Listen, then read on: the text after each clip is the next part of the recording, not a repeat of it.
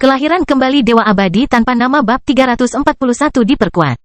Dion bahkan tidak menyaksikan pasukannya mundur. Dia perlahan mendarat ke tanah dengan Ri di pelukannya saat para Jenderal Iblis kembali ke keadaan normal. Meskipun mereka sedikit kecewa karena Uida tidak menyerang mereka, setelah berbulan-bulan bertempur, mungkin istirahat adalah sesuatu yang mereka perlukan.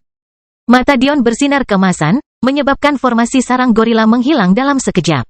Dari kelihatannya, terlihat jelas formasi ini telah dibangun kembali dan direstrukturisasi berkali-kali.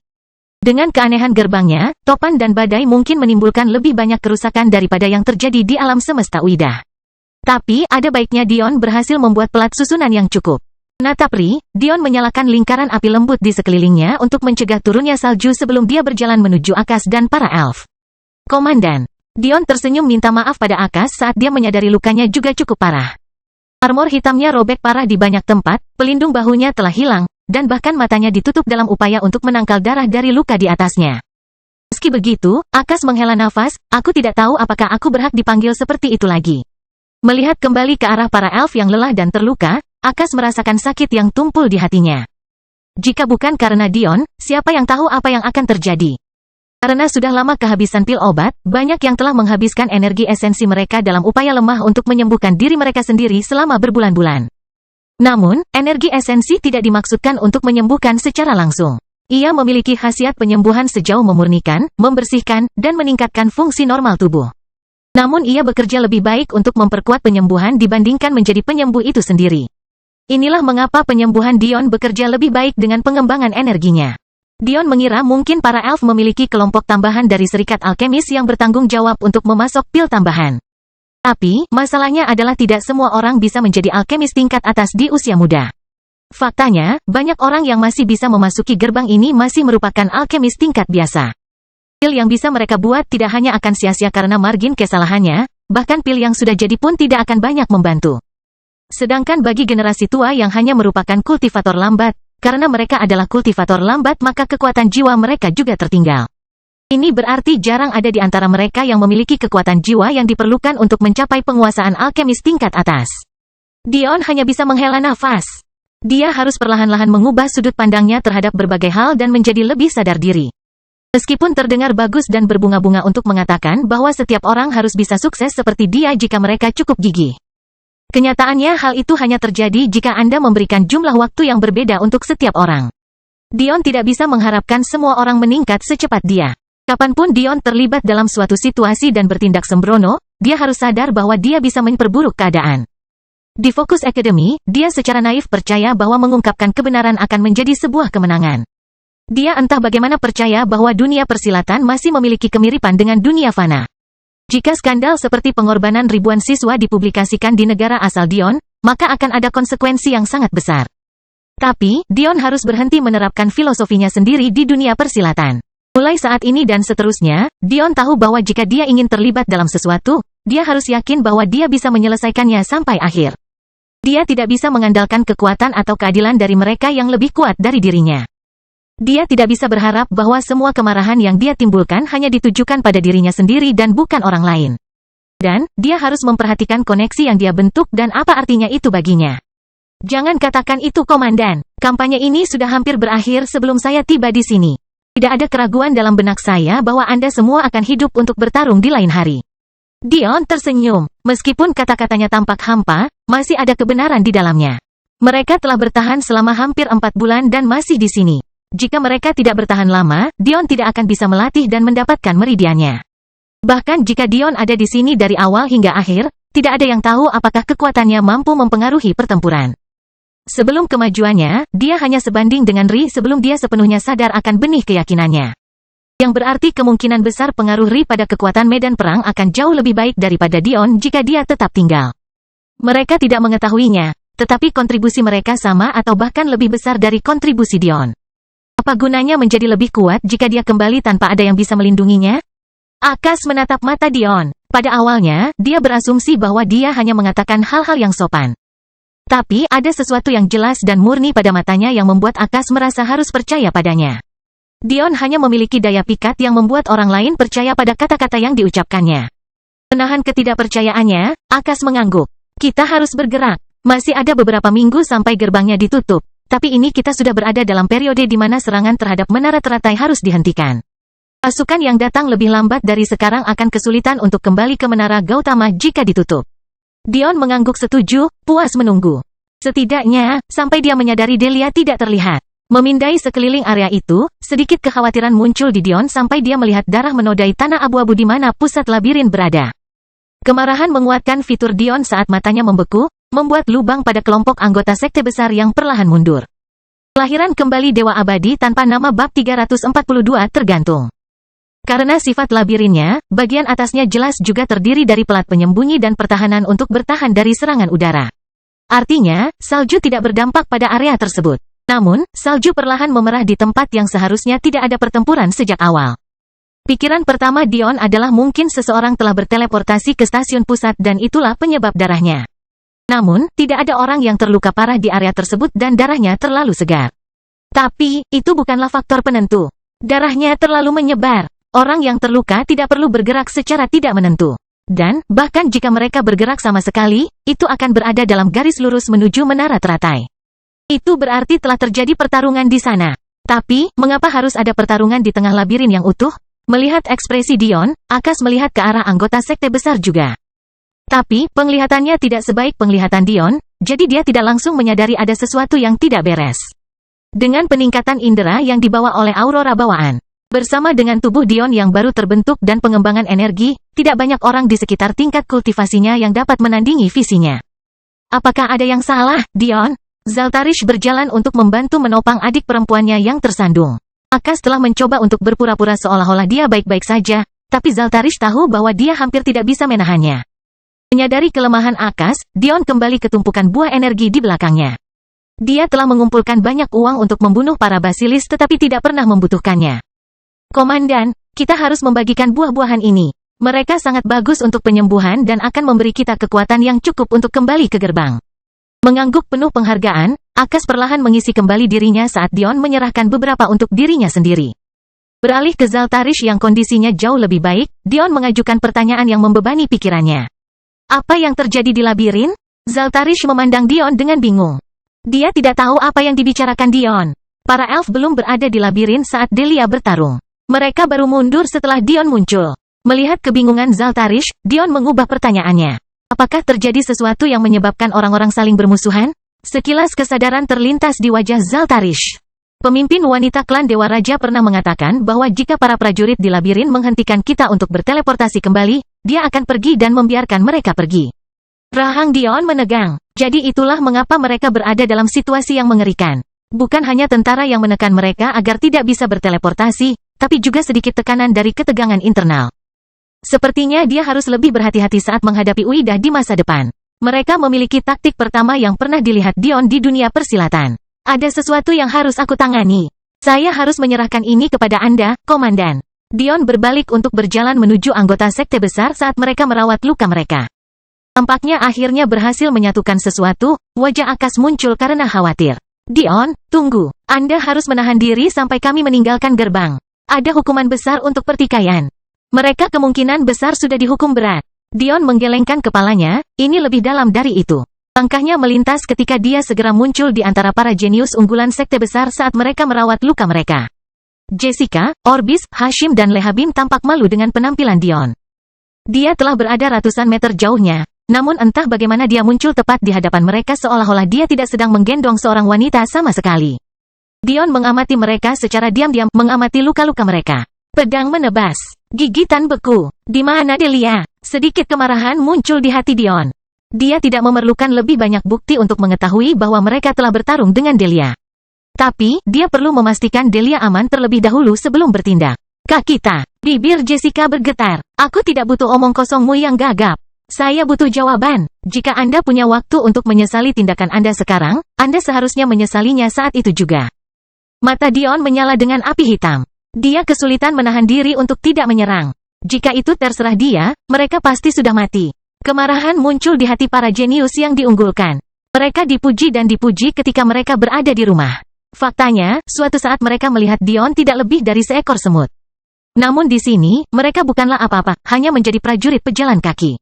Anda, rambut merah Lehabim bergetar saat dia mengertakkan gigi. Para anggota Sekte Pedang Api pada dasarnya menyaksikan dia dikebiri, bagaimana dia bisa menghadapi mereka di masa depan? Dion tidak menanggapi dengan kata-kata. Sebuah pedang hitam besar akan keluar dari dirinya, segera memotong lengan dominan Lehabim. AGH, Lehabim berteriak kesakitan, menyaksikan dengan ngeri saat lengan kesayangannya jatuh ke tanah.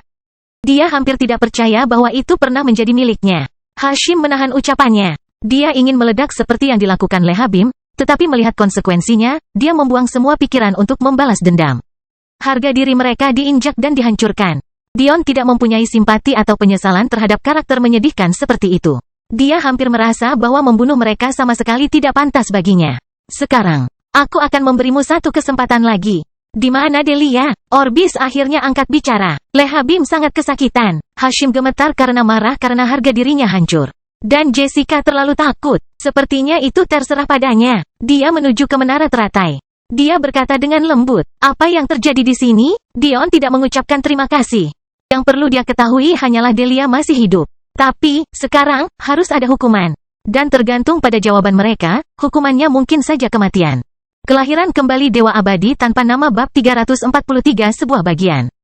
Bunuh kami jika harus, tapi kami melakukan apa yang harus kami lakukan untuk bertahan hidup. Orbis sedang tidak ingin meminta apapun. Dia mengetahui bahwa cinta dalam hidupnya dijanjikan kepada pria lain.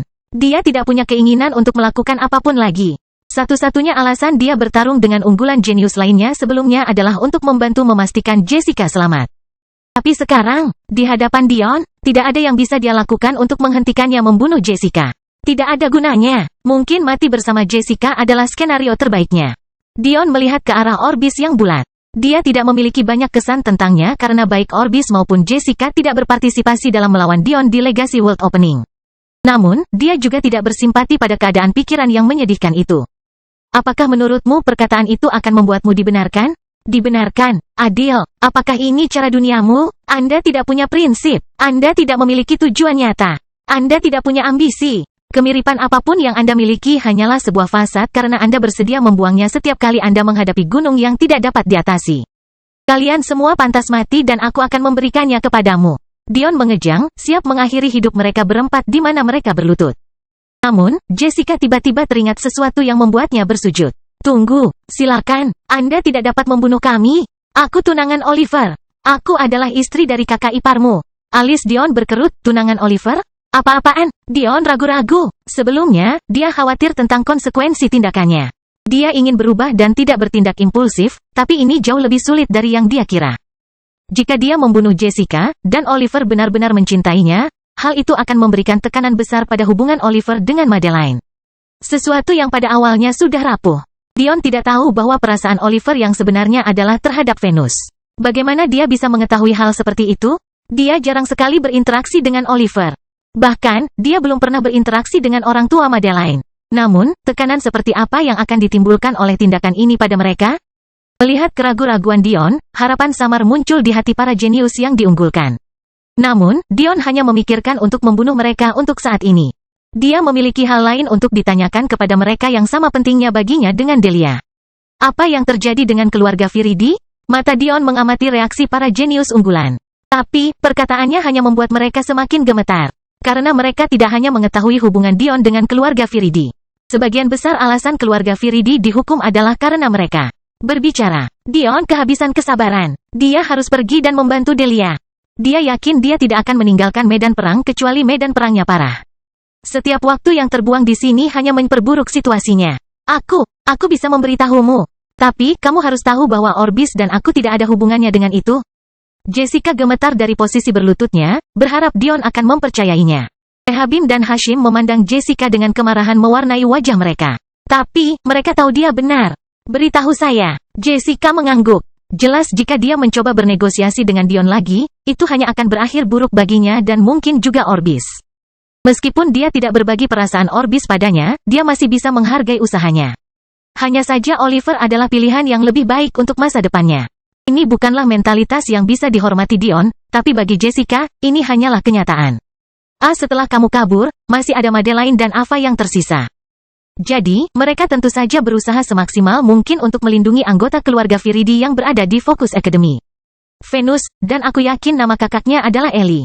Jessica menarik napas dalam-dalam, berusaha menstabilkan gemetarnya.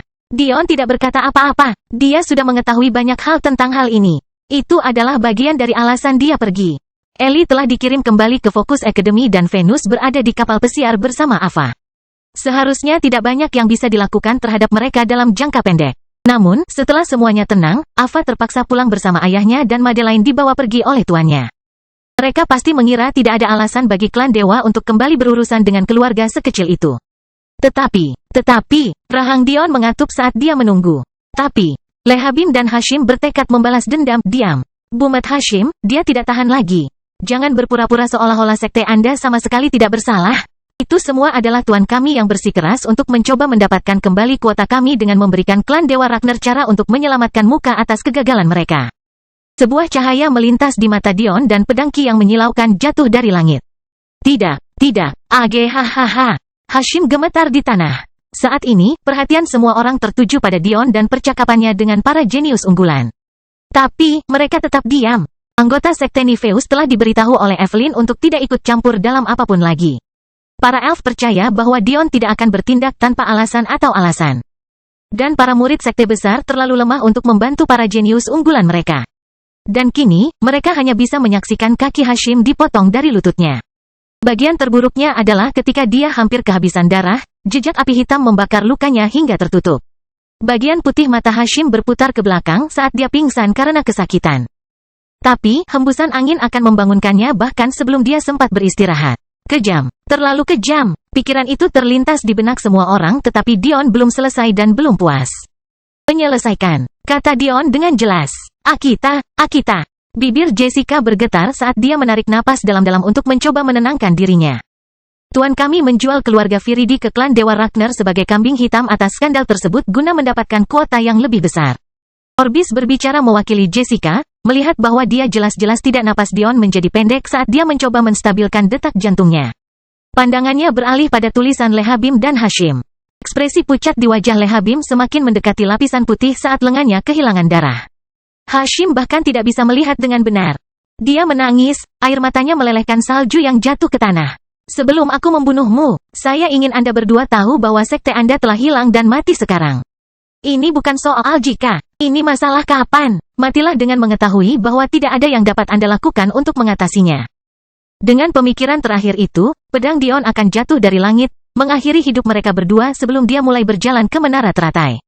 Kalian berdua hanya bertahan hidup untuk saat ini. Informasi apapun tentang keterlibatan Anda berarti kematian. Aku tidak peduli siapa yang akan kamu nikahi.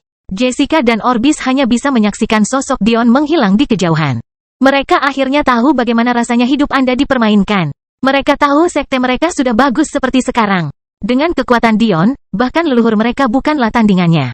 Bagaimana para ahli pengumpul esensi kelas 7 dan 6 bisa melakukan sesuatu terhadap seseorang yang mengakhiri perang sendirian? Dan bagian terburuknya adalah jika Dion memutuskan bahwa Orbis dan Jessica berperan dalam pelemparan Ellie dan Venus ke dalam perbudakan. Mereka mati. Kelahiran kembali Dewa Abadi tanpa nama bab 344 teman baik.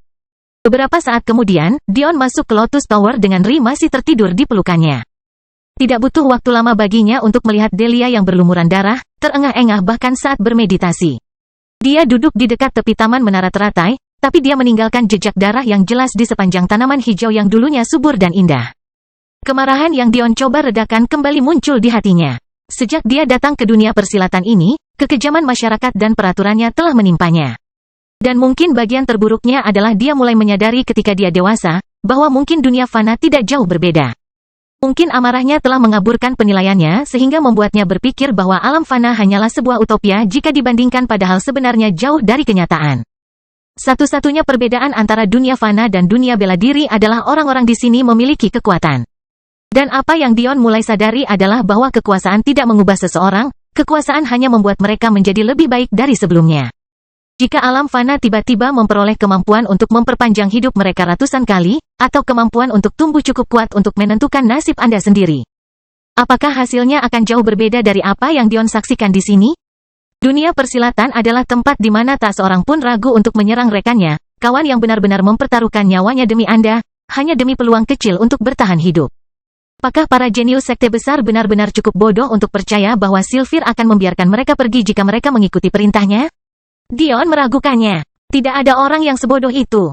Mereka hanya berpegang pada harapan terakhir mereka yang memudar. Mereka mencari jalan keluar yang mudah. Mereka tidak ingin berperang melawan gunung yang mereka anggap tidak dapat didaki.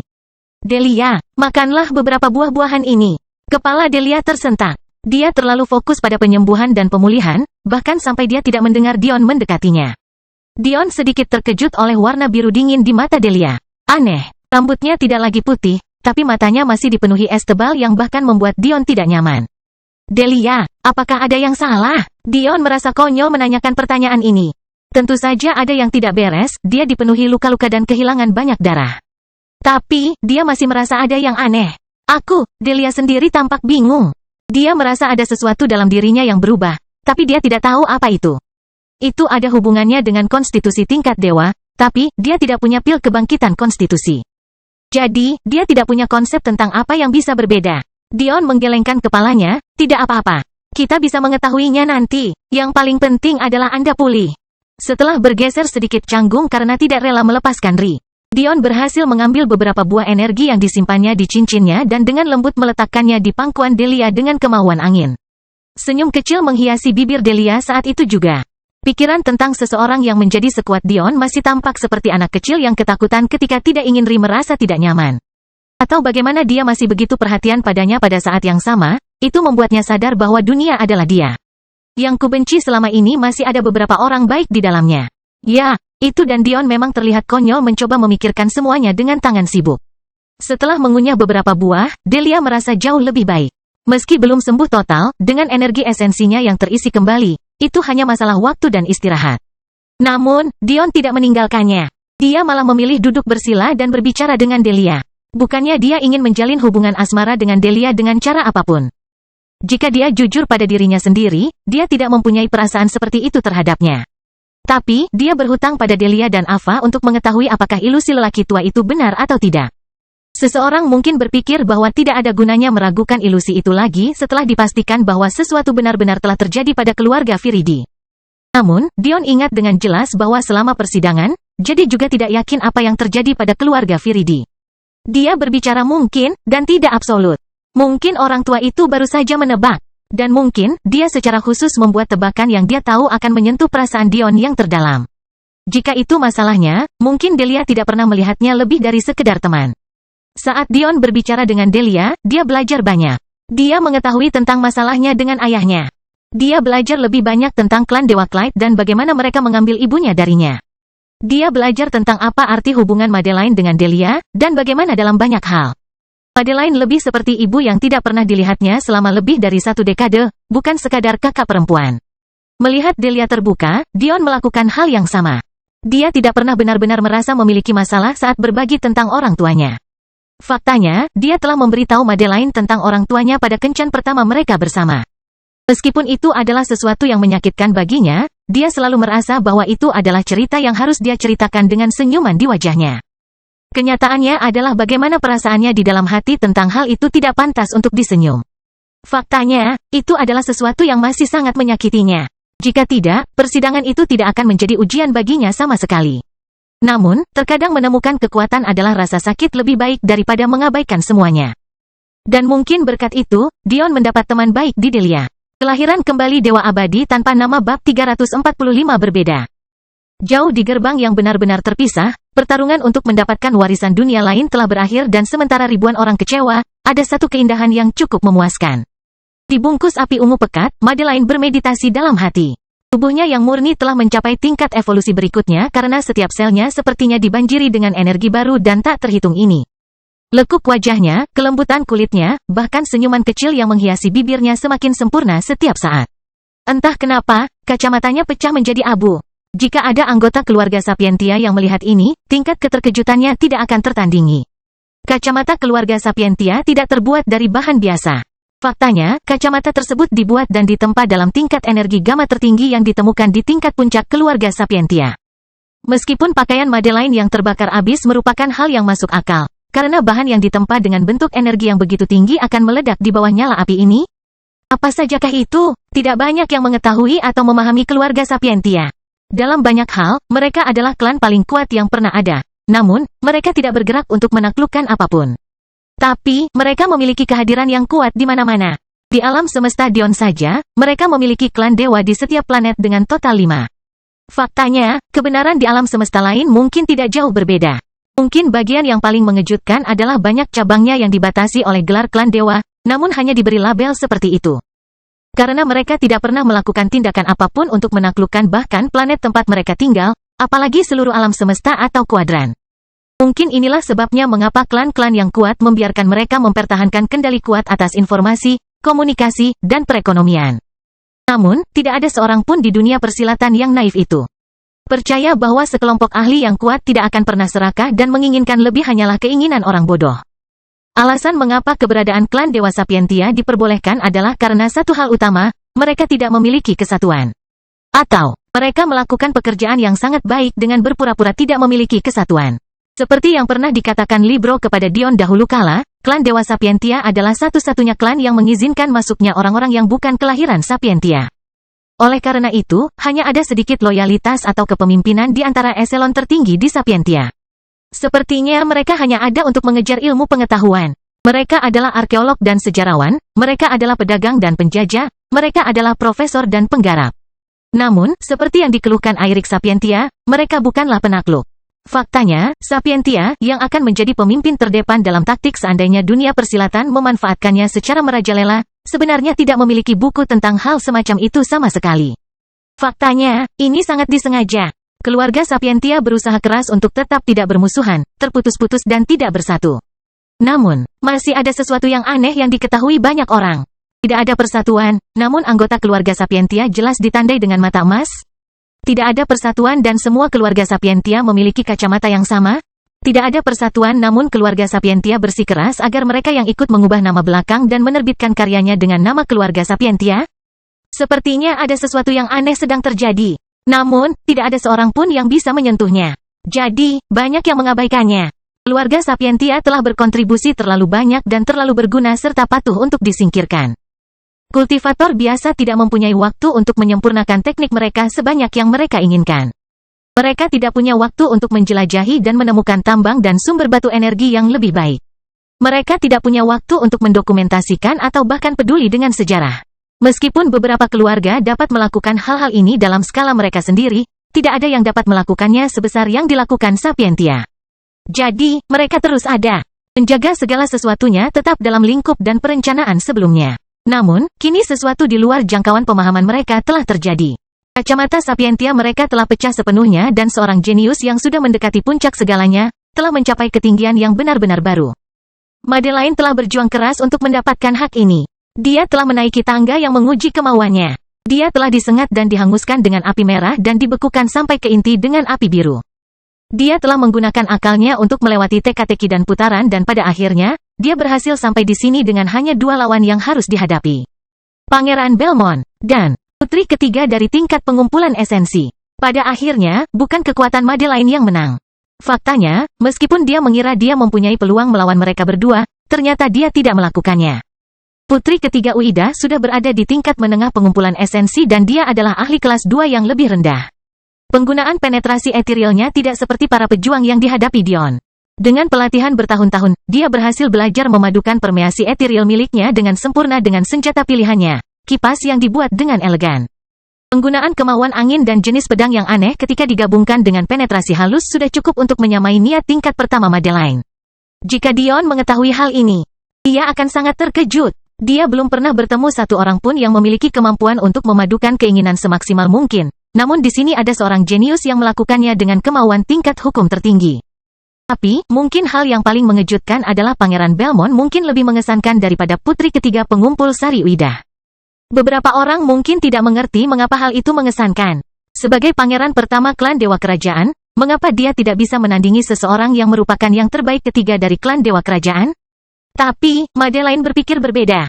Pangeran Belmont tidak hanya berasal dari alam semesta yang jauh lebih rendah dengan sumber daya dan kepadatan energi yang jauh lebih rendah. Dia juga 4 tingkat budidaya lebih rendah dari putri ketiga. Kelahiran kembali Dewa Abadi tanpa nama bab 346 bayar. Pangeran Belmont entah bagaimana mampu sepenuhnya mendominasi putri ketiga Uida, dengan budidaya yang jauh lebih rendah meskipun berasal dari alam semesta yang lebih rendah. Dan mungkin bagian terburuk bagi putri ketiga, dia juga lebih muda darinya. Bahkan sebelum pertarungan benar-benar dimulai, Madeline sudah kalah telak. Bukan karena kesalahannya sendiri, dia juga merasa dirugikan oleh usianya sendiri. Madeline baru saja berusia 20 tahun selama kampanye ini, namun putri ketiganya sudah memasuki usia 20-an, dan kemungkinan besar sudah berusia 30 tahun lebih. Dan meskipun Pangeran Belmont baru berusia 20-an, perbedaan usia membuat Anda semakin muda karena pada tahun-tahun itulah kemajuan kultivasi paling cepat. Seperti yang pernah dikatakan oleh guru Madeline, budidaya melambat secara drastis bahkan pada tingkat pembentukan meridian puncak. Seorang jenius dapat menyapu tahap dasar dan awal tahap pembentukan meridian hampir dalam tidurnya. Namun, banyak hal mulai berubah segera setelah itu, dan perubahan drastis pertama terjadi pada level pengumpulan esensi. Seseorang dapat beralih dari mengisi tingkat pembentukan meridian setiap beberapa minggu hingga berbulan-bulan. Hingga membutuhkan waktu bertahun-tahun untuk mengisi bahkan satu meridian dengan energi esensi. Hal ini akan semakin parah jika kita berada pada tingkatan budidaya Sein, di mana para ahli terkadang menghabiskan waktu puluhan tahun atau bahkan lebih dari satu abad atau lebih dalam satu tahap. Sayangnya, hal ini menjadi semakin dibesar-besarkan ketika Anda berada di alam semesta yang lemah seperti ini. Jadi, ketika Pangeran Belmont mendekati pekerjaan cepat putri ketiganya, Madeline sempat terkejut. Sebenarnya Pangeran Belmont belum menyentuh Madeline. Karena terkejut dengan kekuatan dan kemampuan Madeline untuk mencapai sejauh ini, dia semakin bertekad untuk menjadikan Madeline sebagai istrinya. Dalam pandangan logisnya, meski dengan kekuatannya, dia membutuhkan seseorang yang kuat untuk berdiri di sisinya. Karena itu, sebagai tindakan ksatria palsu, dia membiarkan para wanita itu bertarung terlebih dahulu, karena tahu Madeline akan kalah. Kemudian, dia mengalahkan putri ketiga dan naik ke podium untuk menerima hadiahnya. Namun, dia ditolak. Orang normal mungkin akan marah karena hasil ini. Setelah melalui semua ini dan mempertaruhkan nyawanya, warisan tersebut masih menolak untuk bergabung dengannya. Namun, Pangeran Belmont tidak berkata apa-apa, tidak merasakan apapun, dan tidak menunjukkan apapun. Seolah-olah ini adalah hasil yang diharapkannya. Faktanya, Pangeran Belmont hanya punya satu pemikiran sebelum berpikir untuk berjalan ke Madeline, keluarga Belmont sebenarnya tidak terlalu berharga. Namun, ketika dia berbalik untuk mencari Madeline, dia sudah pergi. Cahaya samar dan tak terlihat muncul di matanya saat menyadari hal ini. Warisan yang hilang tanpa jejak dari dunia muncul kembali hari itu. Kombinasi api terpanas yang pernah ada, dengan bara api terdingin. Ini adalah warisan yang tidak dapat ditandingi oleh banyak orang dan merupakan dasar dari garis keturunan keluarga Belmont. Namun, itu tidak diberikan kepada anggota keluarga Belmont. Amethyst, Phoenix ungu tunggal yang pernah ada. Satu-satunya binatang tertinggi dari jenisnya. Memilih Madeline. Garis keturunan terpenting dari keluarga Belmont. Garis keturunan dan silsilah yang membuat api keluarga mereka berkobar selama berabad-abad. Sekarang berada di tangan orang lain. Jadi, Pangeran Belmont meninggalkan menara sendirian, meninggalkan Madeline ke keluarga Sapientia untuk pulang terlebih dahulu. Satu-satunya pikirannya adalah memberitahu ayahnya secepat mungkin. Madeline tidak bisa menikah dengan orang lain selain seorang Belmont. Dan Belmont itu pastilah dia. Tidak masalah jika Amethyst menganggap bakatnya tidak layak. Tidak masalah bahwa Madeline kemungkinan besar akan menjadi lebih kuat darinya. Yang penting adalah keperawanan Madeline kini memegang kunci untuk membawa keluarga Belmont ke tingkat yang lebih tinggi. Sebelumnya, Madeline adalah satu-satunya perawan yang memiliki akses 100% terhadap konstitusi tingkat dewa. Hal ini menjadikan nilai dirinya belum pernah ada sebelumnya dan tak tertandingi karena tidak ada seorang pun yang tahu siapa Ri atau bahwa dia bahkan memiliki benih keyakinan. Namun kini, Madeline bukan hanya perawan. Dia adalah seorang perawan dengan konstitusi dewa dan salah satu benih keyakinan paling kuat yang pernah ada.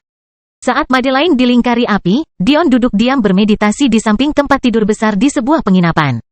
Mereka sudah lama meninggalkan gerbang dan sekarang ditempatkan di sebuah tempat bernama Arena City.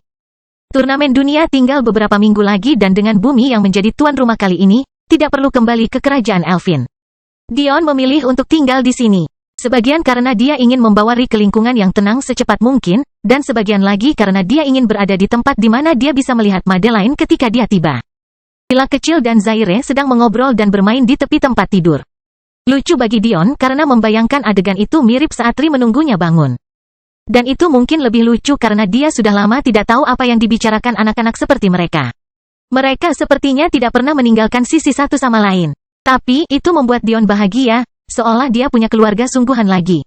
Meski begitu, saat ini Dion sedang fokus pada sesuatu yang sama sekali berbeda.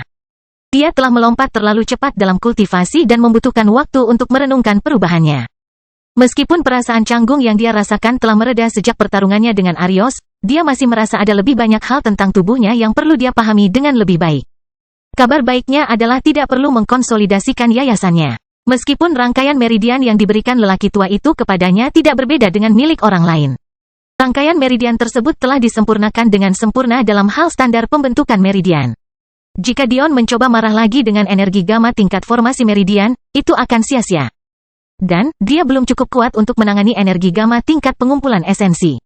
Pertama, kita memahami diri kita sendiri. Lalu kita tunggu Ri bangun. Dan kemudian, mata Dion berkilat api hitam amarahnya, mereka membayar. Kelahiran kembali Dewa Abadi tanpa nama bab 347 kemenangan. Ri bergeser dalam tidurnya, hidungnya bergerak-gerak saat menghirup aroma yang familiar. Kebingungan memenuhi indranya ketika dia mencoba membuka matanya, tetapi tidak berhasil. Penglihatannya kabur, tapi dia bisa merasakan kelembutan di sekelilingnya, tapi wajahnya menempel pada sesuatu yang keras, namun kenyal. Ri menelusuri apa yang dibaringkannya dengan tangannya, mencoba mencari tahu mengapa jari-jarinya terus masuk dan keluar dari parit yang keras. Akhirnya, tangannya terulur cukup tinggi hingga terjatuh ke dalam sesuatu yang basah, menyebabkan dia terkejut dan terjaga sepenuhnya. Dion terkekeh sendiri sambil menyeka mulutnya dari tempat jari Ri berada, kamu cukup tampan saat tidur. Mata biru perak Ri berkedip, akhirnya cukup jernih untuk menyadari bahwa dia sedang berbaring di dada telanjang Dion. Sebenarnya Dion tidak berada di dekat Ri ketika dia naik ke tempat tidur untuk tidur, tapi, dengan gaya khas Ri, dia akhirnya menutupi seluruh tubuhnya. Sepertinya dia bisa melacak Dion bahkan dalam tidurnya. Dion, suara Ri serak karena jarang digunakan, tapi dia melompat kegirangan. Anda di sini, Ri mencengkeram leher Dion dengan erat, membenamkan wajah dan lehernya di rambut panjang biru keperakannya. Ya, aku di sini. Dion tersenyum sambil memegangi pinggang kecil Ri. Dia masih mengenakan kemeja dan celana longgar, dan Dion harus mengakui bahwa dia terlihat cukup menggemaskan saat ini. Tak rela melepaskan Dion, Ri lama berbaring di sana, setengah terpasang. Ceritakan padaku apa yang terjadi. Ri ingin tetap terjaga sampai akhir, tapi jelas dia terlalu lelah untuk bisa melakukannya. Dion membelai rambut Ri sambil mengingat kembali hari itu. Aku hanya membuat mereka takut, itu bukan masalah besar. Ri memutar matanya. Aku tidak bermaksud begitu. Aku tidak ingat kamu terlihat seperti ini. Terengah-engah, Dion berpura-pura memasang ekspresi sedih. Apakah aku tidak tampan sebelumnya? Ri menarik diri dari cengkeramannya yang erat di leher Dion, menopang dirinya untuk menatap wajahnya. Namun, meski dia mengamatinya, Dionlah yang tidak bisa tidak tersesat dalam kecantikannya. Sudah hampir 2 minggu sejak mereka tiba di Arena City dan selain beberapa putaran berkala, Ri benar-benar tidak berdaya. Dion hampir lupa betapa menawannya matanya. Sambil mengangkat kepalanya, Dion mencium Ri, menikmati kelembutan bibirnya. Lupakan aku, mengapa tunanganku begitu cantik? Dion menyeringai, menyelipkan tangannya ke bawah kemeja Ri untuk menelusuri kulit lembutnya. Ri cemberut. Dia ingin tahu apa yang dialami Dion, tapi dia terlalu sibuk menggodanya. Dan masalahnya adalah dia memanas jauh lebih cepat dari biasanya. Dion, aku merasa kepanasan. Ri tidak tahu apa yang sedang terjadi. Dia pasti menyukai seks sebelumnya. Tapi, dia tidak pernah menahan napas untuk mengantisipasi hal itu seperti yang dia lakukan sekarang. Dion ragu-ragu. Meskipun Ri sudah bangun, dia tidak yakin apakah dia sudah pulih sepenuhnya. Jika Anda memperhitungkan penanaman energi barunya, dia merasa seperti memulai akan membuka bendungan yang tidak akan bisa dia tutup dengan mudah. Seolah-olah penanaman energi memungkinkan potensi garis keturunan iblis Dion meningkat berkali-kali lipat, akhirnya meresap ke seluruh tubuhnya seperti sebelumnya. Namun, Ri sepertinya tidak berniat menunggu jawaban. Dion hampir tidak punya waktu untuk memasang susunan penyembunyian sebelum bibirnya bertabrakan dengan bibirnya. Geraman pelan keluar dari Ri saat lidahnya yang lembut terjerat dengan Dion. Pakaian mereka meledak hingga tidak ada, bahkan membuat tubuh Dion menjadi sangat merah saat dia secara tidak sengaja memanfaatkan keinginannya yang kosong. Dion merasa seolah-olah dia terikat dalam perjalanan yang tidak dapat dia kendalikan awal atau akhir. Tubuh Ri yang lentur melingkari Dion, membuntutinya setiap inci dengan camilan kecil dengan gigi taringnya yang menggemaskan. Rasa panas yang dia rasakan di dadanya saat sensasi tangan menjalar ke arahnya dan rambutnya membuatnya merasa seolah-olah dia bisa meledak kapan saja. Pada saat tangannya akhirnya mencapai anggota Dion, dia bahkan tidak berhenti ketika ukurannya bertambah. Suara yang dia buat bahkan tidak terdengar seperti suara manusia lagi. Dion tersenyum pada dirinya sendiri. Tampaknya memahami apa yang sedang terjadi, dia membalikkan Ri. Ri mengerang tidak senang, tapi Dion sepertinya tidak keberatan. Kamu adalah ratu binatang buas, kata Dion lembut sambil mencium lembut telinga Ri, tapi kamu tidak boleh lupa siapa rajamu. Ekspresi tantangan muncul di mata biru perak Ri saat itu membentuk celah, gigi taringnya sedikit memanjang saat dia mulai menyerang Dion. Kedua tangan lembutnya meraih porosnya saat dia berbaring di bawahnya. Dion mengerang ringan, menopang dirinya di atas sosok Ri yang indah. Tangan Ri menelusuri batangnya, ibu jarinya menggosok ujungnya sementara tangan lainnya dengan lembut mengusap bolanya. Dion merasa seolah-olah dia akan meledak kapan saja, dan itu bahkan sebelum Ri memiringkan kepalanya, menggigit bibir untuk menariknya ke dalam ciuman yang dalam. Selama ini, terlepas dari kata-kata Dion, Ri yang memegang kendali. Dia bahkan belum bisa berpikir jernih cukup lama untuk menyadari bahwa dia tidak menggunakan teknik kultivasi ganda untuk menaklukkan Ri. Tapi, hanya sedikit yang bisa dia lakukan. Tampaknya ada sesuatu yang terjadi pada Ri dan aura binatangnya bahkan memengaruhi Dion. Seolah-olah Ri telah mewujudkan keinginan kedaulatannya sendiri dan hal itu sepenuhnya mendominasi saat ini. Dion mendengus saat porosnya mengejang. Tapi, sebelum dia menyelesaikannya, tangan Ri tiba-tiba berhenti, menggeser pinggulnya untuk menyelipkan ujung Dion ke sepanjang celah basahnya. Kamu hanya bisa menyelesaikannya jika itu ada di dalam diriku. Mata Ri bersinar dengan emas. Mata Dion sudah terlalu memerah untuk diperhatikan. Dia bahkan tidak bertahan satu pukulan pun. Semburan tak berujung dilepaskan ke Ri menyebabkan dia mengerang kenikmatan yang menyenangkan. Tangan kecilnya melingkari punggung Dion yang lebar saat kakinya memeganginya erat-erat. Tawa kecil memenuhi ruangan saat Ri menikmati kemenangannya. Kelahiran kembali Dewa Abadi tanpa nama bab 348 pengalaman. Dion menarik napas dalam-dalam. Dasar gadis nakal. Dinding Ri mengejang di sekitar Dion, hampir mengingatkannya siapa yang menang sebelum dia mencium rahangnya dengan ringan. Jangan marah, rajaku. Dion tidak bisa menahan tawa pada dirinya sendiri ketika Ri mengolok-oloknya. Dia tampak sangat bangga pada dirinya sendiri. Dion bahkan tidak secepat itu pada hari dia kehilangan keperawanannya. Tapi, rasa malu bukanlah kata yang Dion tahu definisinya.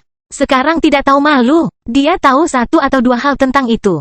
Tiba-tiba, ruangan itu mulai berkelap-kelip dengan cahaya surgawi yang redup. Nyala api aurora Dion berkobar dengan warna ungu keemasan bersamaan dengan itu. Kamu bisa mendapatkan ronde pertama. Dion mendorong dirinya ke atas, nyengir lebar saat melihat kulit lembut Ri dan kenyal memerah. Nafas Ri bertambah cepat. Tetapi bibirnya bergerak-gerak seolah dia mencoba berpura-pura seolah keinginan Dion yang perlahan terkumpul tidak berpengaruh padanya. Penipu. Ri cemberut, merasakan darahnya mengalir deras. Namun, Dion hanya terus menyengir sambil meraih pinggang Ri, mendorong porosnya semakin dalam. Tunggu. Bibir Ri bergetar, pinggulnya bergoyang saat dia mencoba melarikan diri. Giliran saya. Dion membalikkan Ri, dengan ringan menekan wajahnya ke bantalan tempat tidur empuk dan mendorong dirinya lebih dalam lagi. Kiri meringkuk ke atas saat pantatnya bergetar tanpa sadar karena rangsangan yang benar-benar baru. Dia segera datang, tidak bisa menahan diri untuk tidak lemas dan gemetar karena kenikmatan. Dion mencondongkan tubuh ke atasnya, menyibakkan rambutnya untuk mencium telinganya. Saya harap Anda tidak berpikir itu saja. Tangan Dion menelusuri punggung lembut Ri sebelum dia meraih segenggam pantat montoknya. Adalah tugas seorang raja untuk melayani ratunya. Wajah Ri membenamkan dirinya ke dalam bantal tempat tidur, lututnya menopang pantatnya saat Dion berjalan bersamanya. Dia tidak tahu berapa lama waktu berlalu, atau bahkan seberapa sering dia mencapai klimaks. Tapi, yang dia tahu adalah dia menginginkan lebih dan lebih. Tangisan liar Ri memenuhi ruangan, tangannya mencengkeram dan merobek spray saat sisi binatangnya menikmati perasaan di bawah. Dia bahkan tidak menyadarinya ketika Dion menarik lehernya, memegangnya dengan lembut saat dia memukulnya. Saat Dion berhenti, hari sudah malam. Seharian penuh dan yang Ri tunjukkan hanyalah kaki goyah dan senyuman yang begitu puas diri hingga mampu menerangi langit malam manapun. Saat Ri akhirnya sadar, Dion mendengkur pelan. Dia memperhatikannya dalam diam untuk waktu yang lama sebelum rasa sakit di antara kedua kakinya membuatnya terkikik pada dirinya sendiri. Kau pasti mencoba menghancurkanku, Raja. Ri mencium bibir Dion yang terbuka sebagian dengan lembut sebelum menempel di dadanya. Dion bergeser sedikit, melingkarkan lengannya di pinggang Ri sambil tersenyum sendiri. Raja harus menampilkan pertunjukan yang bagus untuk ratunya. Ri memutar matanya. Dion sepertinya tidak pernah tidur terlalu nyenyak dan sejujurnya itu adalah sesuatu yang membuat Ri khawatir. Bahkan selama koma, dia terus-menerus menggumamkan perhitungan dan deduksi. Faktanya, koma mungkin merupakan satu-satunya saat Dion benar-benar bisa beristirahat. HMPH, aku membiarkanmu menang. Kenapa lagi aku membiarkan kecuranganmu? Mata Dion tetap terpejam saat dia terkekeh. Aku tidak curang. Saya hanya menggunakan alat yang tersedia untuk saya. Maksudmu seperti kenangan dari seseorang yang hidup ribuan tahun? Kamu pasti mendapatkan posisi itu dari ingatannya juga. Mata Ri berbinar saat teringat perasaan ditembaki di bawah Dion. Ada perasaan tunduk pada sisi binatangnya yang mau tidak mau tertarik padanya. Dion tidak tahu harus menjawab apa. Bisakah dia mengatakan bahwa itu adalah posisi yang umum digunakan di dunia manusia? Bagaimana dia menjelaskan bagaimana dia mengetahuinya? Ya, ini aneh. Pada saat Dion selesai menjelaskan, Ri sudah tertawa terbahak-bahak, sangat puas mengolok-olok tunangannya. Baiklah, baiklah. Setiap anak muda penasaran. Itu bukan salahku. Ri terkikik. Dion Sacharo. Bocah jenius. Terfokus. Didorong. Dan orang mesum sejak lahir. Dion menghela nafas. Baik, kamu menang. Aku cabul. Tiba-tiba, Dion menyeringai. Tapi, sekarang ini berarti hanya ada 2 orang tersisa di dunia ini yang bisa mengatasinya dan untuk saat ini, pekerjaan itu sepenuhnya milikmu. Ri tersenyum ringan sambil meletakkan tangannya di dada Dion, sepertinya aku tidak terlalu mempermasalahkannya. Meski hari ini terasa berlebihan, jika aku tidak kehilangan kesadaran, aku merasa masih menginginkan lebih. Ekspresi serius mewarnai wajah Dion. Saya melihat Anda membangkitkan benih iman Anda sepenuhnya. Atau, menurutku, yang tampak seperti versi lengkap. Saya tidak sepenuhnya yakin tentang bagaimana tepatnya benih iman bekerja, maaf saya tidak bisa banyak membantu. Ri menggelengkan kepalanya. Saya tidak perlu mengetahui segalanya sekarang, kita bisa mencari tahu secara perlahan bersama-sama. Tapi, bukankah Sekte Rusa Langit dulunya sangat kuat? Bukankah mereka akan mempunyai benih iman? Jadi, kenapa tuanmu tidak memiliki ingatannya? Dion merenung sedikit. Saya tahu pasti bahwa Sekte Rusa Surgawi memiliki setidaknya 1 benih keyakinan yang terikat pada garis keturunan mereka. Ibu kulit putih pertama telah melampaui batas, jadi kemungkinan besar dia meninggalkan benih keyakinannya. Namun, aku tidak punya akses ke sisa sejarah Sekte Rusa Surgawi karena tuanku menguncinya. Sepertinya ingatannya tentang benih keyakinan juga terkunci. Mengapa kamu begitu yakin tentang ibu kulit putih pertama? Dion mengangguk saat dia menjawab. Dia memberitahu Ri tentang pengalamannya di menara epistemik dan apa artinya bagi mereka di masa depan. Dia juga memberitahunya tentang bagaimana lelaki tua itu secara teknis adalah guru agungnya berkali-kali disingkirkan, dan bagaimana salah satu muridnya menjadi ibu kulit putih pertama. Dengan informasi itu saja, sangatlah masuk akal untuk berasumsi bahwa dia memiliki benih keyakinan. Faktanya, itulah satu-satunya kesimpulan. Setelah berpikir sejenak, sebuah pikiran tiba-tiba terlintas di benak Ri. Tunggu, karena menara epistemik adalah satu dari 100 menara, fungsinya sama seperti menara epistemik lainnya. Bukan, karena itu menghubungkan setiap gerbang di kuadran ini. Bukankah itu berarti kita dapat menggunakan cincinmu untuk membawa para elf kembali ke alam semesta kita secara langsung dengan menggunakan gerbang tersebut sebagai titik lompatan spasial? Kelahiran kembali Dewa Abadi tanpa nama bab 349 terlalu tinggi. Ya, itu seharusnya bisa dilakukan. Tapi, apakah kita harus melakukannya atau tidak adalah pertanyaan yang sama sekali berbeda. Ri menunggu dengan sabar hingga Dion melanjutkan. Jika dia mengatakan itu bukan hal yang layak untuk dilakukan, dia tahu dia punya alasan yang sangat bagus untuk mengatakan hal itu. Saya rasa kita tidak akan kesulitan menemukan Universe Chaos jika berada dalam kuadran ini. Faktanya, hampir bisa dipastikan bahwa Universe Chaos berada dalam kuadran ini karena lelaki tua itu membenarkan kepadaku kisah yang diceritakan Pangeran Belmont. Amethyst bertarung melawan klan Phoenix kegelapan, es, dan api melalui kekacauan dan alam semesta ini. Agar bisa seperti itu, Chaos pastilah relatif dekat. Faktanya, mungkin ada gerbang yang tidak aktif menuju kekacauan di dalam alam semesta kita sendiri. Bagaimanapun, ini adalah satu-satunya alam semesta tak berpenghuni yang ada. Agar tetap seperti itu, pintu masuknya disembunyikan atau diabaikan. Ada juga kemungkinan bahwa itu terlalu berbahaya untuk dimasuki. Namun, dari pemahaman saya, tidak lebih berbahaya daripada saya mengambil menara epistemik. Jika itu di luar jangkauan kemampuanku, Guru Besar dan Jenderal Iblis akan memberitahuku. Namun, masalah kita bukan terletak pada kemampuan kita untuk menemukannya, melainkan pada pintar atau tidaknya kita melakukannya. Jika kita pergi dan menyalakan kembali gerbang yang tidak aktif, masyarakat akan disadarkan. Inilah sebabnya mengapa sistem pelacakan dan pemeringkatan bekerja dengan sangat efektif bahkan di seluruh dimensi. Ada seseorang atau organisasi yang cukup kuat untuk mengawasi hal-hal ini dan penting bagi kita untuk tidak memperingatkan mereka kecuali kita cukup kuat untuk melakukannya. Dan, masalah yang jelas adalah kita tidak cukup kuat untuk melakukannya. Jika para elf dan kami memasang bendera di alam semesta yang benar-benar baru, kami akan mendapat masalah. Pertama, kita tidak tahu berapa banyak gerbang yang dimiliki Chaos. Namun, sangat mungkin bagi kita untuk membagi populasi kita yang sudah kecil menjadi kelompok-kelompok yang lebih kecil lagi. Kedua, ingatlah bahwa alam semesta ini dulunya sangat kuat. Yang berarti kemungkinan besar gerbang menuju kekacauan mungkin merupakan gerbang formasi Dao Puncak atau bahkan mungkin setengah langkah paling puncak menuju gerbang transendensi. Meskipun dimungkinkan untuk mengubah ambang batas pengembangan sebuah gerbang jika Anda mengendalikan semua menaranya. Ingatlah bahwa bahaya yang terkait diatur agar sesuai dengan ambang batas pengembangan. Bahaya dari gerbang pengumpulan esensi tidak ada apa-apanya dibandingkan dengan gerbang suci, apalagi gerbang surgawi atau lebih tinggi. Ketiga, meskipun dimungkinkan untuk berteleportasi langsung ke dalam kekacauan dan sepenuhnya melewati masalah gerbang dan berpotensi menghindari deteksi, masih ada aspek bahaya lain yang kita lewatkan. Mungkin tidak apa-apa jika sekelompok kecil orang pergi, tapi seluruh populasi yang memasuki wilayah berbahaya terdengar seperti formula untuk genosida. Ingat, ada alasan mengapa para elf meninggalkan alam semesta itu. Tebakan terbaikku saat ini adalah mereka memperkirakan pertarungan di antara burung Phoenix, namun, itu bukanlah cerita lengkapnya. Ri mengangguk, ini tidak mungkin cerita lengkapnya karena klan Elfin kuno setidaknya sebanding dengan burung Phoenix.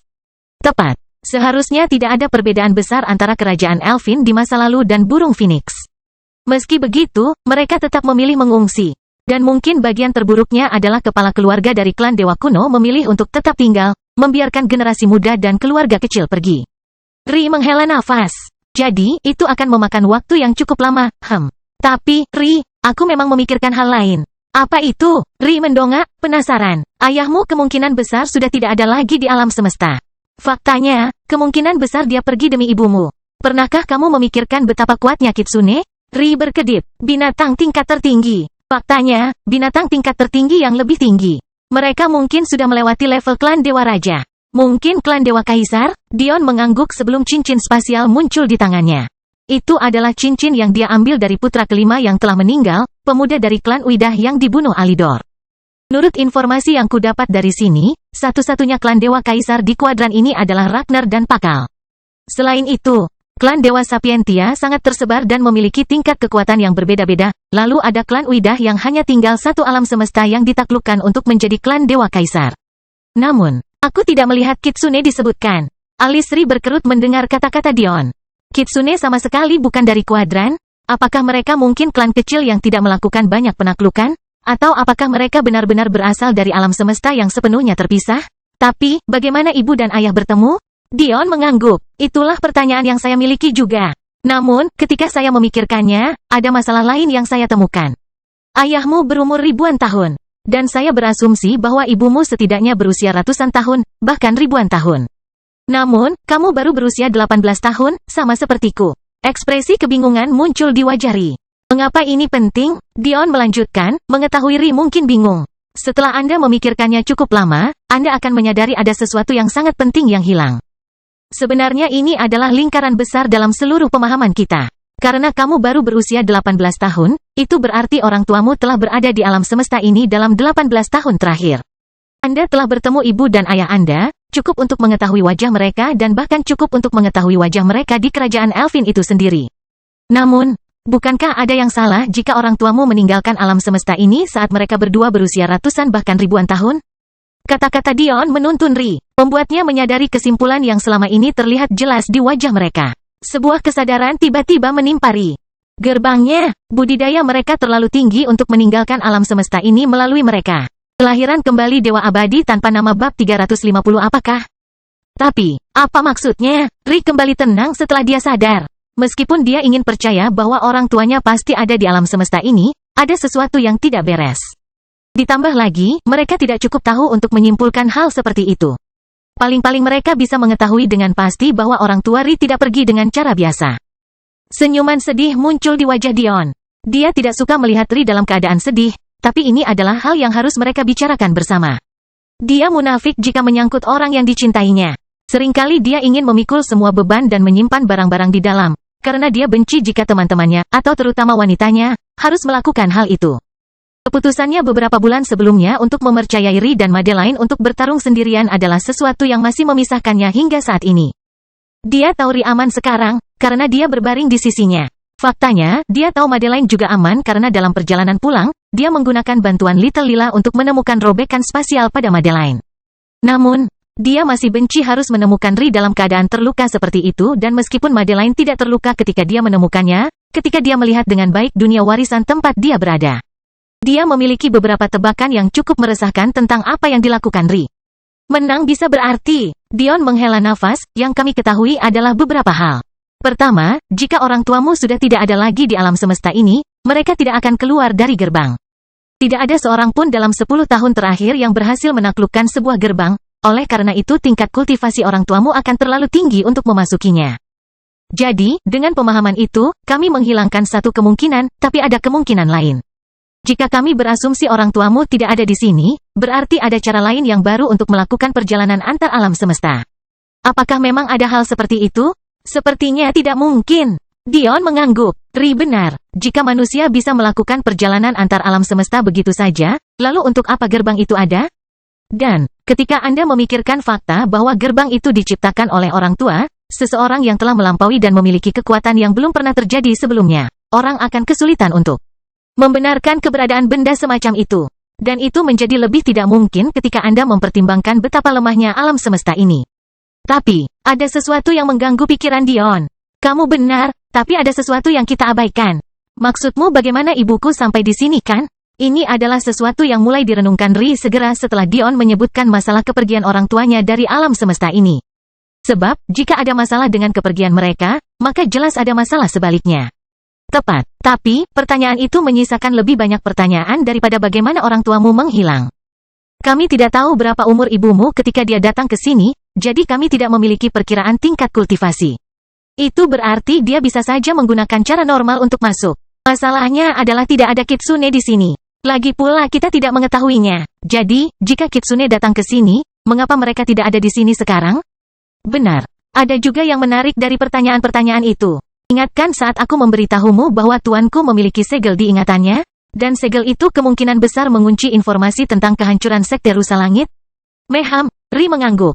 Yah, salah satu hal yang kami masukkan ke dalam ingatannya adalah keanehan warna auroramu. Ini adalah sesuatu yang saya anggap aneh sejak lama. Faktanya itulah alasan utama saya membutuhkan waktu lama untuk mengetahui bahwa Anda memiliki konstitusi yang bertentangan. Maksud Anda, setelah kami bertemu Bas dan Liska, saya membenarkan teori saya. Karakteristik warna emas yang didapat Aurora menunjukkan pengguna bawaan. Warna putih menandakan spesies humanoid seperti elf dan manusia. Tapi, binatang buas memiliki aurora yang cocok dengan spesies dan tipe spesiesnya. Aurora Bas berwarna merah menyala. Milik Liska berwarna perak pucat. Dan warnamu biru mencolok. Jadi, menurutmu Kitsune dulunya terikat dengan sekte rusa surgawi? Masih terlalu dini untuk menyimpulkan hal itu karena tuanku menyinggung sekte rusa langit sedang berkonflik dengan Kilin dan naga karena suaminya dan hitam kecil. Tetapi, jika itu benar, maka hal itu masuk akal karena beberapa alasan. Pertama, para elf memiliki aliansi dengan sekte tersebut, yang berarti jika Kitsune terlibat, kemungkinan besar orang tuamu akan bertemu seperti itu. Kedua, jika Kitsune bersekutu dengan sekte rusa surgawi, hal itu juga akan menjelaskan hilangnya mereka dari alam semesta ini. Jika perang besar terjadi, dan pihak mereka kalah, kecil kemungkinannya mereka akan selamat. Keadaan mereka mungkin mirip dengan sekte rusa surgawi. Namun, ada masalah dengan asumsi itu.